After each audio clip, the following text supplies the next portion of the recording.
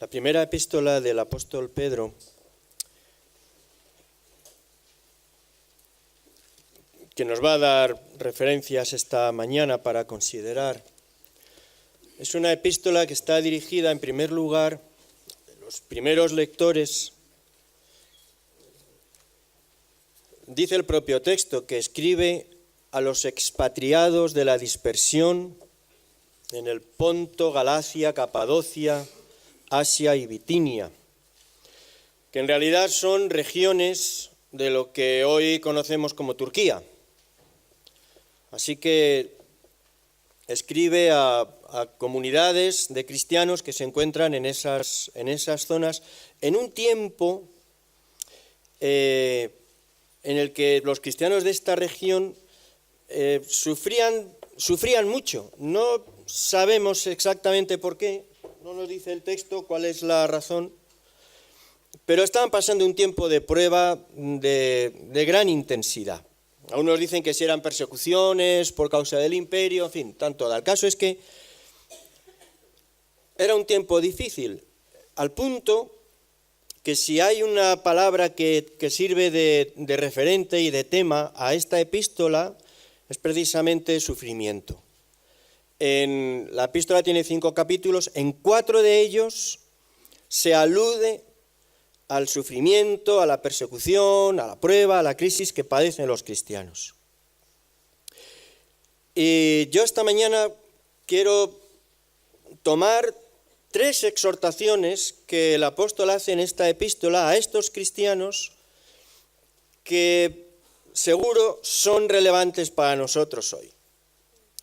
Pues también como iglesia, en tiempos de desafío, tiempos de dificultad, pues hay 3 elementos, hay muchos más, pero de luego hay 3 expresiones, 3 exhortaciones que traen también para nosotros mucha luz. El apóstol dice en diferentes lugares de la epístola: no os sorprendáis. Dice después: no temáis. Y dice finalmente: resistid firmes en la fe. No os sorprendáis, no os asustéis, firmes en la fe. Y cada una de ellas que aparecen aquí tiene especial sentido para nosotros como iglesia, desde luego, y claro, también para la vivencia de cada cual en su vida personal o familiar. No os sorprendáis, no os asustéis, firmes en la fe. Capítulo 4, versículo 12. Amados, no os sorprendáis del fuego de prueba que os ha sobrevenido, como si alguna cosa extraña os aconteciese, sino gozaos por cuanto sois participantes de los padecimientos de Cristo, para que también en la revelación de su gloria os gocéis con gran alegría. No os sorprendáis. No os sorprendáis como si algo extraño, como si algo insospechado os pasara. Es verdad, hay una tendencia que no es sabia, ¿no? Que es querer sobreespiritualizar las cosas y enseguida, a cualquier circunstancia, no encuentra las llaves del coche, tiene prisa y ya Satanás y sus demonios que están aquí. Bueno, yo no sé si será verdad. Hombre, si normalmente dejaras la llave en su sitio de forma cotidiana, seguramente no tendrías ese problema y podíamos dejar a Satanás para otras cosas. No hay que, en fin, es más, a veces pasamos por situaciones de dificultad, de prueba, de dolor. Y, hermanos, hay que reconocer que eso se debe lisa y llanamente a nuestro pecado. Ese empeño de que las cosas no traen ninguna consecuencia, todo se puede arreglar. Se resetea y fuera, se le da al deshacer del ordenador y ya se acaba el problema. La vida no es así. Cuando el Señor advierte que la paga del pecado, en fin, el fruto, no que Dios pague así, no es esa la idea, sino que la consecuencia inevitable del pecado es dolor, pues dice algo que es verdad, forma parte de la realidad de la vida. A veces sufrimos y lo mejor que podemos hacer es reconocer que eso es resultado, pues, de nuestro pecado en ocasiones, en ocasiones de malas decisiones, en ocasiones de nuestra propia torpeza, esa manía de intentar siempre buscar responsabilidades fuera, eso no es sabio y no responde a la verdad. Así que algunas de las cosas que nos hacen sufrir, pues no tienen mayor dimensión espiritual, pues que nuestras propias decisiones, malas decisiones. Pero con todo es cierto, y es lo que el apóstol Pedro está expresando aquí y recordando a los creyentes, es cierto que como cristianos, como pueblo de Dios, como iglesia, al menos evidentemente el Evangelio sitúa a la iglesia en medio de un conflicto espiritual, de una guerra espiritual. El vocabulario belicista no está muy de moda, pero en el Nuevo Testamento aparece continuamente porque permite expresar muy visualmente esta verdad. Hemos interrumpido 2 semanas la clase de escuela dominical, por diferentes motivos, pero hoy se retoma y este es el tema que se está abordando. Víctor lo está haciendo, ¿no? Ese texto, definitivo, en la epístola a los Efesios, en las que el apóstol habla incluso de la armadura espiritual para enfrentar el conflicto espiritual. Así que no exageramos, no disparatamos a propósito de eso, pero desde luego debemos ser conscientes que hay una tensión, hay un conflicto entre el reino de Dios que avanza en medio del mundo. Dice el Señor Jesús que ese avance es tan real que ni aun las puertas del infierno pueden resistir su empuje. Pero hay un conflicto entre el reino de Dios que avanza en el mundo, la verdad de Dios, la realidad de Dios imponiéndose en este mundo, y del otro lado, el apóstol Pablo a los Efesios lo llama el príncipe de la potestad del aire. Y el apóstol Juan en la primera epístola llega a decir que el mundo entero está bajo el maligno.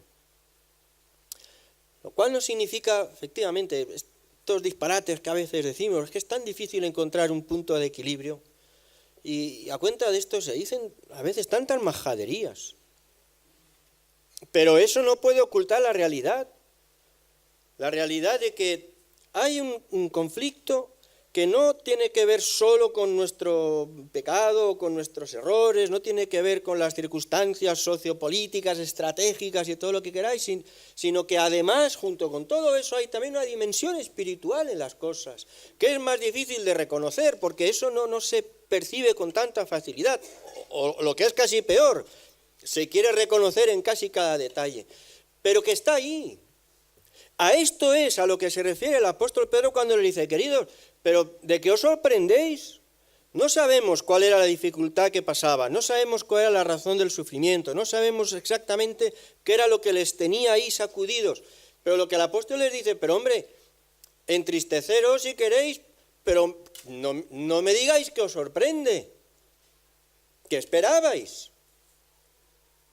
Hay un conflicto espiritual, hay una lucha espiritual, hay realmente una guerra ahí que tiene esa dimensión, que tiene que ver con el reino de Dios que se está estableciendo, que avanza en medio del mundo de pecado y la oposición propia del pecado y del príncipe de este mundo, dicen en expresiones. La palabra de Dios declara que ese conflicto apunta a un resultado que ya está escrito y está anticipado. Y el libro de Apocalipsis nos dice, y así declara el ángel, que los reinos del mundo han venido a ser de nuestro Señor y de su Cristo, y Él reinará por los siglos de los siglos. Nosotros no estamos en la historia esta del eterno retorno, ni de una lucha entre dos principios que ya veremos cómo termina, no estamos en eso.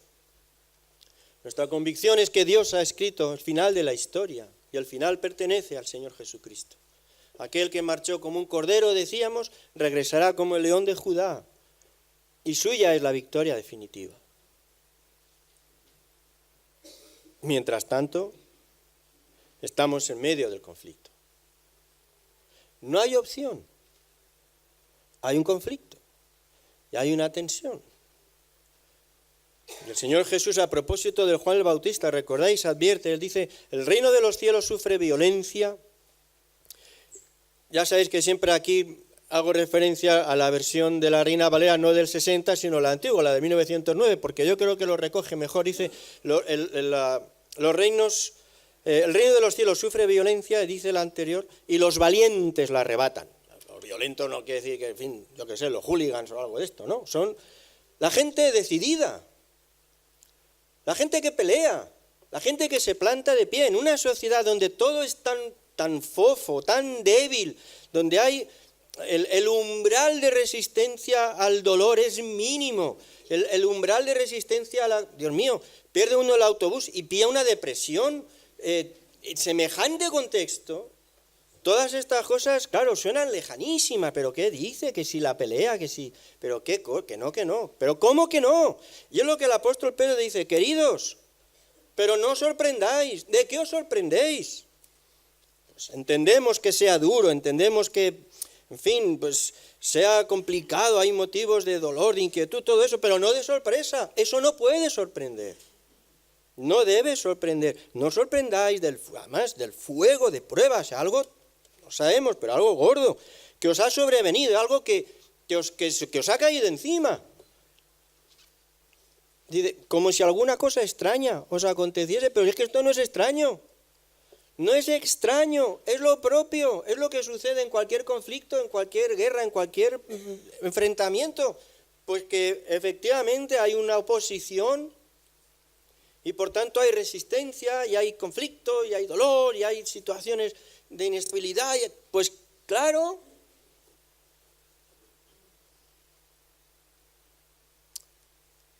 En fin, no lo sé, seguramente pues el propio bienestar de la sociedad, el propio bienestar de la Iglesia en medio de la sociedad, en nuestro caso, donde decíamos, pues hombre, hay dificultades de reconocimiento, pero bueno, hay libertad, hay crédito, nadie, en fin, le complican la vida en especial por ser creyente, pues eso tal vez hace que esta percepción tan de tensión se desdibuje, y entonces cuando sucede cualquier elemento que altera la paz o el bienestar o la tranquilidad, parece que el mundo se acaba.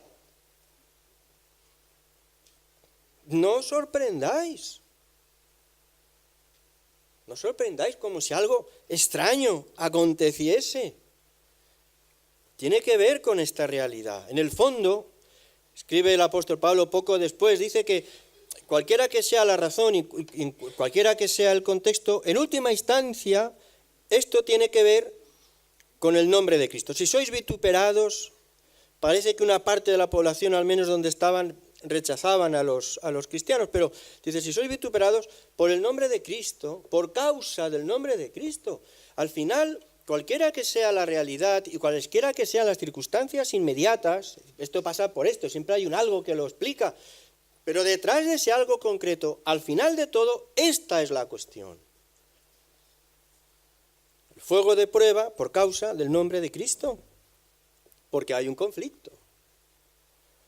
Y la sola presencia de la Iglesia del Señor Jesucristo, por más que sea imperfecta y débil, pero que quiere servirle y ser testimonio de su nombre en medio del mundo, eso genera oposición y genera conflicto. Y saltará de aquí o saltará de allá. A estos hermanos la expresión es muy gráfica, ¿no? Algo que les sobrevino, literalmente, que se les cayó encima, que estaban tan contentos de la vida y de pronto, ¡bum!, como tantas veces nos pasa, en tantas circunstancias, como familias y también como iglesia. No solo esto, dice el apóstol Pedro, a propósito de esta primera expresión, un poquito más adelante, en el capítulo 5, en el versículo 9, dice que los mismos padecimientos se van cumpliendo en vuestros hermanos en todo el mundo. Los estudiosos no creen que se refiera a una persecución del imperio, una persecución romana en todas las tierras del imperio, porque hay una serie de detalles que parece que no, en fin, parece que no era eso. Es igual, porque sea exactamente lo mismo o sea por otras razones, en cualquier caso, el resultado es que el pueblo de Dios participan de los mismos padecimientos en todo el mundo. Es decir, lo que el apóstol les está diciendo, o sea, no os tenéis que sorprender, porque esto es lo propio. Es más, le pasa a todos los hijos de Dios, todas las iglesias, todo el pueblo de Dios tiene que pasar por esta misma realidad del conflicto, de la dificultad, de la prueba, de la oposición. Es así, porque todo el pueblo de Dios desempeña el mismo papel en medio del mundo, en este conflicto en el que la luz quiere vencer la oscuridad, en el que la verdad quiere vencer la mentira, en el que la justicia de Dios se quiere imponer sobre la injusticia del mundo. Así que no os sorprendáis. Asegurémonos que no tiene como causa, en fin, lo que no debe ser, pero por lo demás, no os sorprendáis. Aún en Jerusalén, si recordáis, nos narra el libro de los Hechos que la iglesia que comenzaba es muy interesante, ¿no? Porque en el capítulo 2 del libro de los Hechos se dice que la iglesia gozaba del favor de todo el pueblo. Es decir, que se les apreciaba. Pero apenas un poco después, en el capítulo 8, se dice que todos los cristianos tuvieron que salir a la carrera, marchar al exilio, porque se desató una persecución terrible contra ellos. No sabemos si era el espacio en medio era de unos meses o de algunos años, pero el caso es que aún aquella apariencia de bienestar, de reconocimiento, de crédito social duró poco. Conforme el mensaje del Evangelio, la realidad de la Iglesia como testimonio de la luz del reino de Dios, conforme eso se hacía más evidente, la oposición se hizo más evidente, las dificultades fueron mayores, las tensiones crecieron y finalmente estalló. No os sorprendáis, pero sobre todo no os asustéis. No os asustéis. Capítulo 3, versículo 14 de esta epístola también. Es verdad, habría que afinar un poquito el contexto en cada una de las expresiones, pero el sentido general nos autoriza a utilizarlo así. No os amedrentéis por temor de ellos, ni os conturbéis. No os amedrentéis, no os conturbéis. No os asustéis. Eso es lo que viene a decir. Tantos problemas, cuántas dificultades, cuántos líos, cuántas cosas, cuánto miedo. ¿Y qué haremos? ¿Y cómo lo vamos a resolver? ¿Y qué pasará? ¿Y qué será de nosotros? ¿Y si no podemos? ¿Y si no sabemos? Pero Pedro dice, no tengáis miedo. No tengáis miedo. Primero, que no os sorprenda. Pero además, no os asustéis. El Señor Jesús, ¿recordáis? Advirtió a sus discípulos, no se turbe vuestro corazón, es decir, turbación, o sea, venirse abajo. No se turbe vuestro corazón, ni tenga miedo. En el mundo, ¿recordáis? En el mundo tendréis aflicción. Y no tiene que ver solo con la propia de la vida, que es difícil para todo el mundo. A todo el mundo le pasan cosas, sino con este elemento añadido. En tanto que sois luz en medio del mundo de oscuridad, pues tendréis aflicción. No es gratis, esto no hay una salva de aplausos que nos acompaña por donde vamos. Hay otra realidad que tiene este calado espiritual también. Así que, dice el Señor, tendréis aflicción, pero confiad. Confiar es tener fe. Yo he vencido al mundo. Y esto se repite continuamente en el Nuevo Testamento, porque efectivamente las dificultades en todo tiempo, por diferentes razones, pero eran muchas. Ya sabéis, la segunda epístola de Pablo a Timoteo es esa epístola tan conmovedora que tiene realmente un carácter de testamento espiritual. Sabéis que Pablo la escribe cuando está en prisión, esperando ser ejecutado, solo, abandonado, pues enfermo. Y escribe a este discípulo, a Timoteo, y de alguna forma le está pasando el legado de su propia experiencia. y de su propia vivencia con Dios. Y ahí expresa cosas con un tono muy íntimo. Y encontráis, por ejemplo, este capítulo 2 de la segunda epístola, capítulo 2, versículo 3. Pues sufre penalidades, súfrelas como buen soldado de Jesucristo. Y entonces utiliza de nuevo ese vocabulario bélico y tan rotundo que a nosotros, madre mía, casi nos supera, pero que recoge perfectamente la tensión de esta realidad. Ninguno que milita, ya sabéis, ahora lo habéis oído muchas veces y de hecho lo oyó la directora general de voluntariado en España, pero ¿qué le voy a hacer? No me gusta esa palabra. La palabra, es interesante cómo las palabras se van cambiando porque no se quiere asumir el peso el peso que tienen. Hasta los partidos de ultraizquierda más herederos de la Revolución Francesa no se atreven ya a pronunciar la palabra fraternidad. ¿Os habéis dado cuenta? Bueno, libertad, igualdad y fraternidad. Ahora ya no, ahora ya es solidaridad. Es que pesa menos. Ya no hay militantes, ahora hay voluntarios, que es muy digno, pero no es lo mismo. Uno da de lo que le sobra o uno da lo que es. Y el apóstol Pablo utiliza esta expresión del soldado, de la milicia, del que milita, y ninguno se enreda en los negocios de la vida a fin de agradar a aquel que lo tomó por soldado, y el que lucha con maleta no es coronado, sino lucha legítimamente, y el labrador, para participar de los frutos, debe trabajar mucho. Considera lo que te digo, el Señor te dé entendimiento, acuérdate de Jesucristo, en el cual sufro penalidades, incluso prisiones, como si fuera un malhechor. Pero la palabra de Dios no está presa y todo lo soporto por amor de los escogidos, todo lo soporto por amor de los escogidos, para que ellos también obtengan la salvación que es en Cristo Jesús. Intentando trasladar a este joven, no tan joven, esta idea profunda que desecha el miedo. En la misma epístola, en el primer capítulo, dice, mira, no nos ha dado Dios espíritu de cobardía, sino de poder, de amor, de dominio propio. No te acobardes, no tengas miedo. El apóstol Juan, la primera epístola también, a propósito de las mismas realidades que todo su fiel les recuerda, queridos, mayor es el que está en nosotros que el que está en el mundo. Así que no tengáis miedo.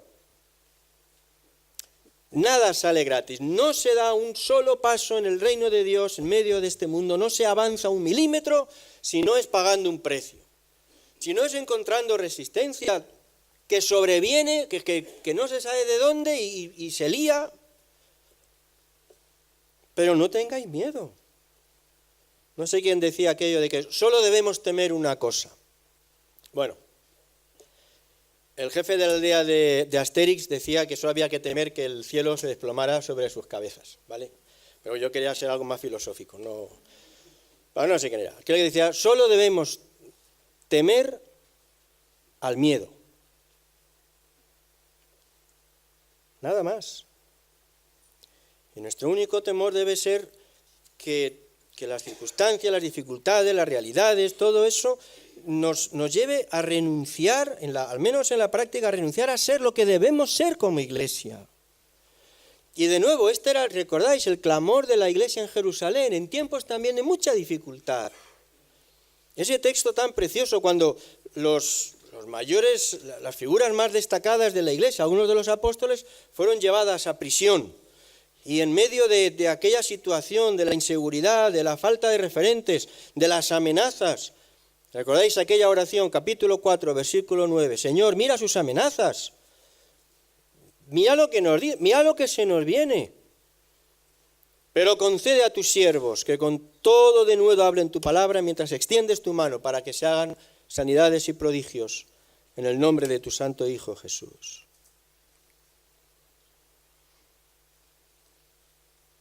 No olvidamos que estamos en un conflicto de calado espiritual, pero no nos acobardamos.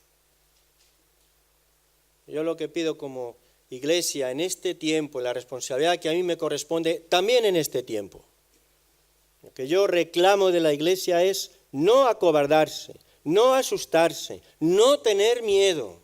Pero no porque mi palabra valga mucho o porque podáis confiar, vamos, estaríais perdidos, confiarais en cualquiera de nosotros.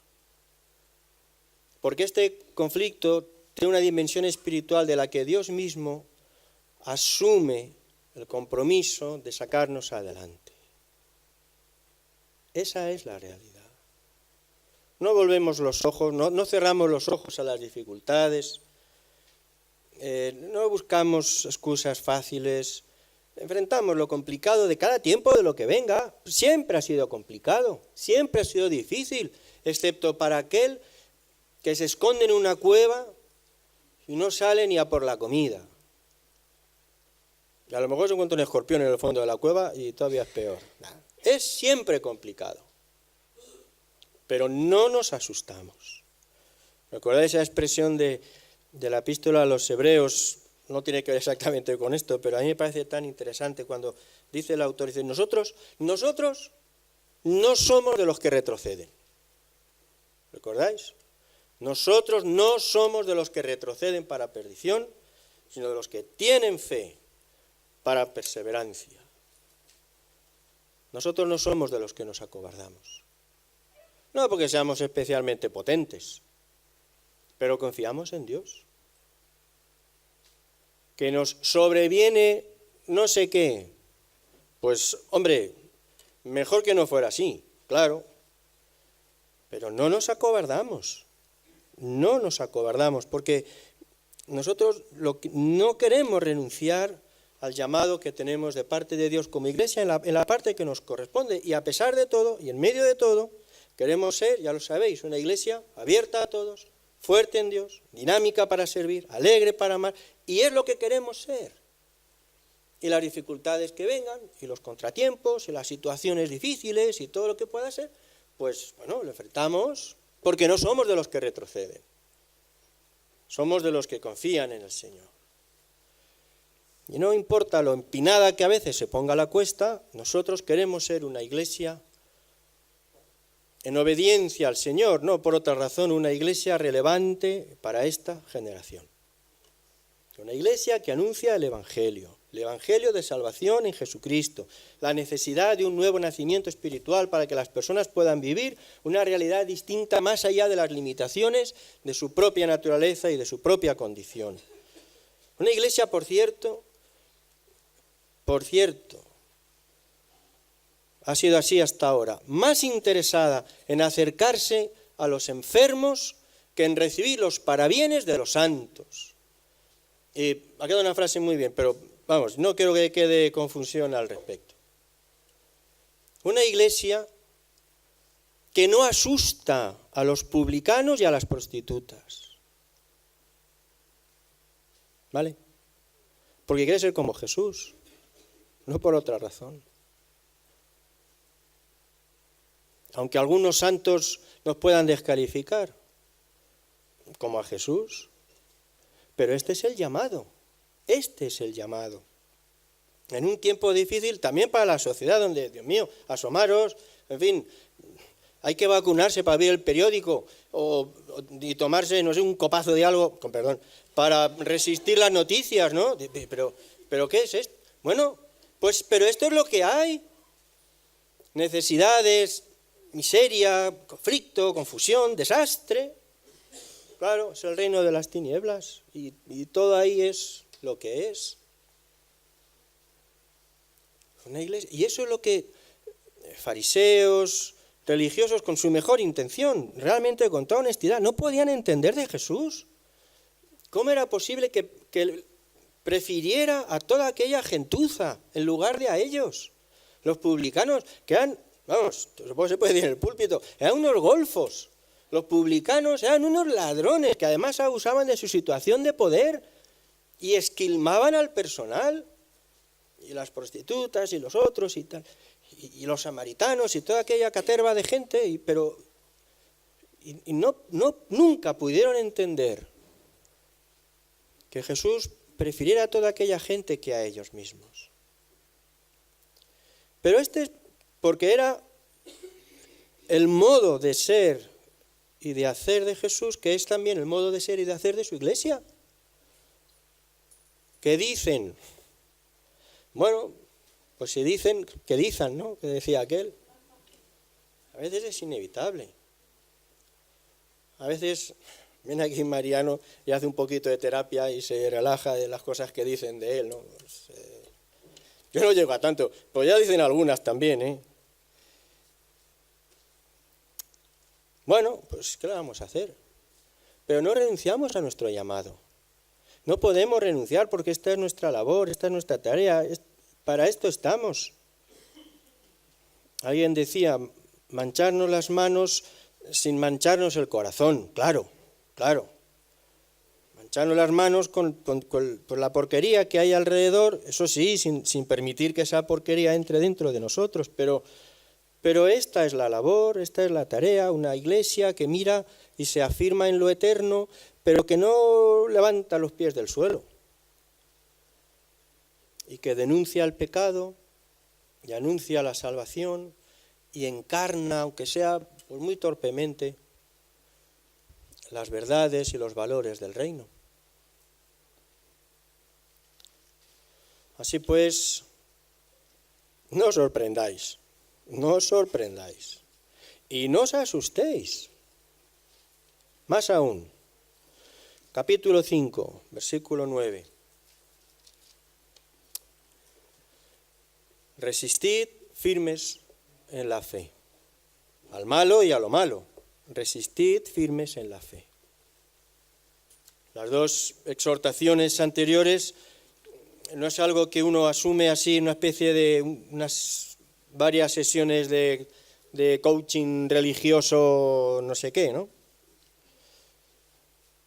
Y no es falso optimismo, no es, bueno, voluntarismo, no pasa nada. No es eso.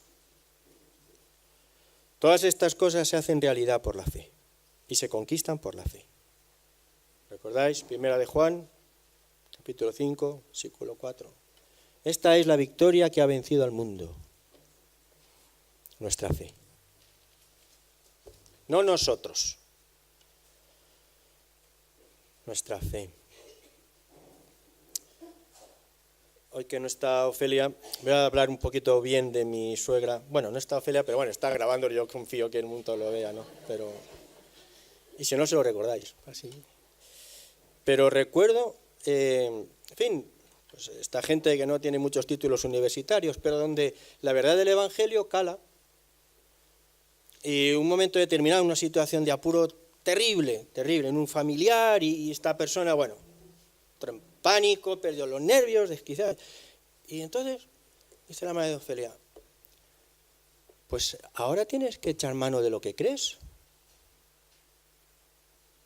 Dicho no como un reproche, ¿no? Sino como un elemento de ayuda, pues venga, pues ahora, agárrate a esto que crees. Bueno, esto es la firmeza de la fe, esto es. Que por cierto, no es exactamente fe en las promesas de Dios. Lo venimos comentando en el culto de oración. No tiene que ver con fe en las promesas de Dios, sino con fe en Dios que hace las promesas. A veces pensamos que esto es como un mantra. Uno toma un versículo, no te dejaré y no te desampararé. Y entonces uno lo repite 10.000 veces, a ver si eso cala, ¿no? Pero no funciona así. Así no tiene que ver con eso. El camino es otro. De lo que se trata es de que este que dice semejante cosa merezca nuestra confianza. Hace poco lo decíamos, a veces, bueno, lo vimos todo, ¿no? Dos personas nos dicen la misma cosa, a uno le creemos, por raro que sea lo que nos diga, si fulanito lo ha dicho, es así, o sea, eso no cabe duda ninguna, es muy extraño, pero lo ha dicho fulanito. La misma cosa la dice otra persona, vamos, si nos lo podría jurar sobre todos los textos sagrados, no le creeríamos nunca, porque no nos merece ninguna confianza. La firmeza en la fe y la firmeza en las promesas de Dios resultan de nuestra confianza en Dios. Y eso se trabaja en intimidad con Dios. Nuestro trato no son con las promesas de Dios, sino con Él. La búsqueda de su rostro, la búsqueda de intimidad con Dios, el tiempo delante de Él, la escucha de su voz, todo eso va calando en nosotros, todo eso hace que gane nuestra confianza. Y después es mucho más fácil movernos confiadamente y mantener la seguridad. Cuando el apóstol comienza a escribir en el primer capítulo, dice que esos tiempos de dificultad, de conflicto, de lucha, tienen aparte de otras cosas, tienen un sentido muy particular. Capítulo 1, versículo 7, ¿recordáis esa imagen del crisol? Que sometida a prueba vuestra fe, más preciosa que el oro, sea hallada en alabanza. Todos estos tiempos de dificultad contribuyen a fortalecer, a purificar, a hacer sólida nuestra fe. Y por eso es que encontramos esos textos tan sorprendentes en el Nuevo Testamento. Pablo se atreve a decir, escribiendo a los romanos, que nosotros nos gloriamos en las tribulaciones, lo celebramos. Y Santiago se atreve a decir también, apenas comienza la epístola, hermanos míos, tened por sumo gozo cuando os halléis en diversas pruebas. Porque al final, y eso también lo leemos en esta primera epístola, siempre hay una expectativa de avance y de mejora, de madurez, como queráis. Capítulo 5, versículo 10. Nuestro mismo Dios, que nos llamó a su gloria eterna en Jesucristo, después que hayáis padecido un poco de tiempo, Él mismo os perfeccione, afirme, fortalezca y establezca. Es curioso cómo esas situaciones de oposición, de dificultad, de conflicto, de confusión, de ese ir cuesta arriba, no solo no detiene, no tiene por qué detener nuestro ministerio, sino que además nos hace más fuertes con un conocimiento más cercano y más íntimo de nuestro Dios. Vale para la Iglesia, pero vale para tu vida también. Terminamos. Que no se confunda.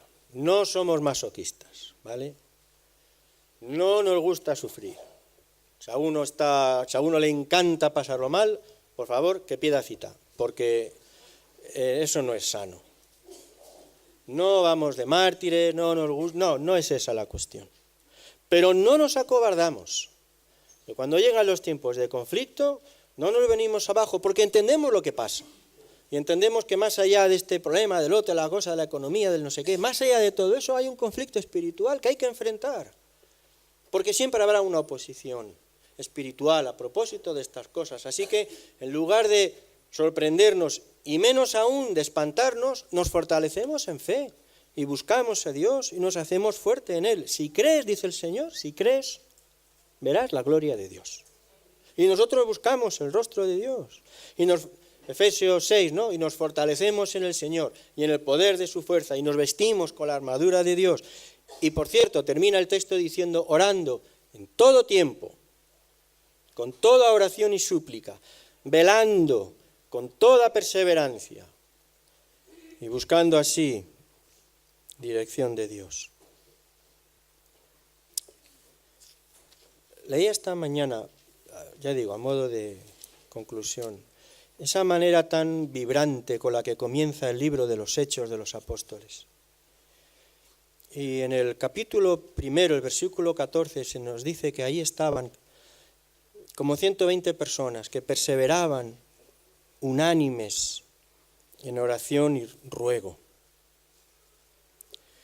Cada uno de nosotros somos parte del cuerpo que es la Iglesia. Tú eres una piedra viva del edificio que compone la Iglesia. Cada uno de nosotros. ¿Y qué vas a hacer al respecto?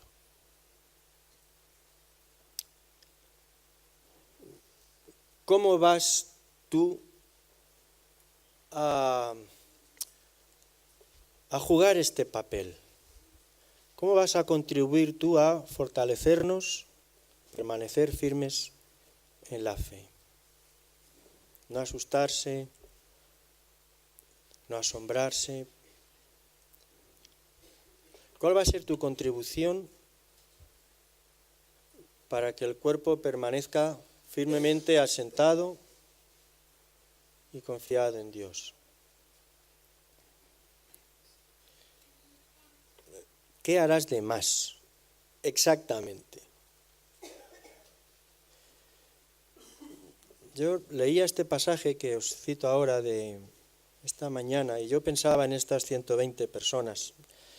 Ya lo sé, que es muy complicado esto de orar juntos y madre mía, qué difícil, ¿no? Pero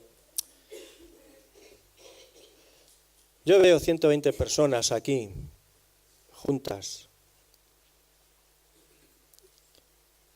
clamando a Dios, al modo de estos cristianos en Jerusalén, diciendo: Señor, mira sus amenazas, mira lo que nos pasa, es que esto nos desborda. Pedro y Juan en la cárcel, los otros no sé qué, aquellos amenazados, Esteban que van a por él. Esto nos supera. Parece que caíamos bien a la gente y la que se está liando. ¿Y ahora qué hacemos? Y allí, delante de Dios, no sabemos qué hacer, no sabemos cómo salir, se nos pueden comer vivos.